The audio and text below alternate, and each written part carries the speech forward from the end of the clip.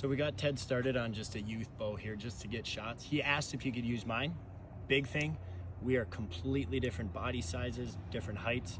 My bow was cranked up pretty high, and for him never pulling back, there was no way I was gonna let him touch my bow. I'm assuming my draw length is significantly longer than his, so for just safety's sakes, said, no, Ted, we're gonna put you on that one. Please don't touch my bow. Let's see what you got, Wes.